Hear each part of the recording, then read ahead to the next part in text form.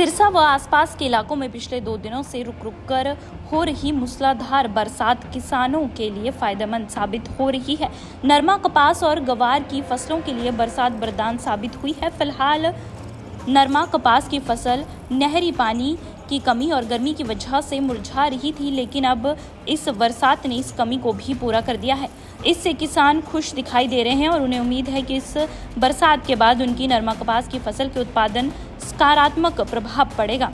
वहीं कृषि वैज्ञानिक भी इस बरसात को मौजूदा फसलों के लिए फायदेमंद बता रहे हैं। पिछले 2 दिनों में बारिश होने से नरमा व कपास की फसलों को फायदा मिला है। अब बरसात की वजह से कपास की फसल झुलसने से बच जाएगी और साथ ही फुटाव में भी तेजी आएगी। नहरी पानी की कमी की वजह से कुछ जगह कपास के पत्ते झुलस रहे थे, लेकिन अब इन फसलों को भी फायदा पहुंचेगा। कृषि विभाग के उप निदेशक सुखदेव सिंह ने बताया कि पिछले 2 दिनों से सिरसा जिला में बारिश होने से किसानों की नरमे, कपास और दूसरी फसलों को फायदा मिलेगा। उन्होंने कहा कि कल 15 किलोमीटर बारिश हुई है। सिरसा जिले में करीब 3,19,000 एकड़ में कपास नरमा की खेती की गई है। 10,000 एकड़ में मूंग की बिजाई की गई है। गवार की 20,000 एकड़ में खेती की गई है। इसके साथ ही कृषि अधिकारी सुखदेव सिंह ने बताया कि धान की बिजाई अभी चल रही है। धान की ट्रांसप्लांटेशन अभी शुरू हुई है। उन्होंने कहा कि कल सिरसा में बारिश हुई है और एक और जहां बारिश से तापमान में गिरावट आई है, तो दूसरी ओर इस बारिश के सभी प्रकार की फसलों को फायदा मिला है।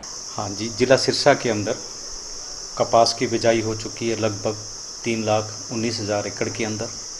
10,000 के अंदर मूंग की है। ग्वार की भी 20,000 एकड़ के अंदर बिजाई हो चुकी है।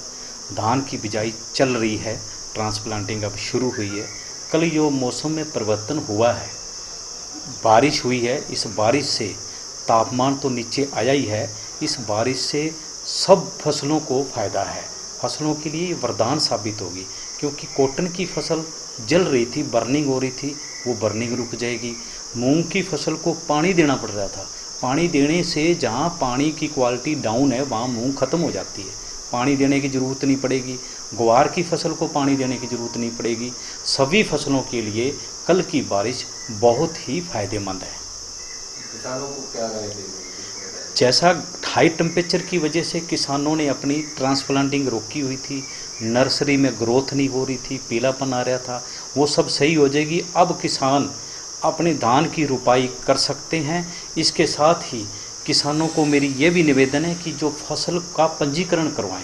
मेरी फसल मेरा ब्यौरा पोर्टल खुला हुआ है, क्योंकि फसलों का पंजीकरण करवाने उपरांत हर तरह की जो कृषि विभाग से संबंधित जो सुविधाएं हैं वो किसान अपनी ले सकता है। चाहे फसल बीमा करवाना है उसने, चाहे कोई भी फसल बेचनी है, हर तरह के लाभ उसको तभी मिलेंगे जब वो फसलों का पंजीकरण करवाएगा। मौसम विभाग की क्या भविष्यवाणी है? आगे कुछ आने वाले दिनों में बारिश हो सकती है? ये अभी तक जो हमारे पास अपडेट थी वो कल तक की बारिश की थी।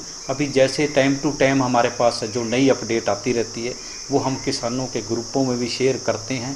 और आजकल आपके माध्यम से, मीडिया के माध्यम से भी हर किसान को, और जो उनकी इन्फॉर्मेशन होती है, जो भविष्यवाणी होती है, बिल्कुल सटीक होती है और उससे किसानों को बहुत फ़ायदा होता है। किसान ने अगर कोई कीटनाशक का स्प्रे करना है तो वो भी उस मौसम को देख के करता है, ताकि किसी तरह का उसका नुकसान ना हो।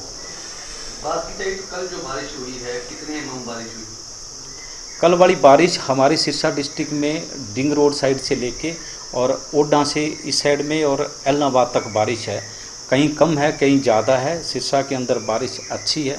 15 से 16 mm की बारिश सिरसा के अंदर हुई है। दैनिक सवेरा के लिए सिरसा से विजय कुमार की रिपोर्ट।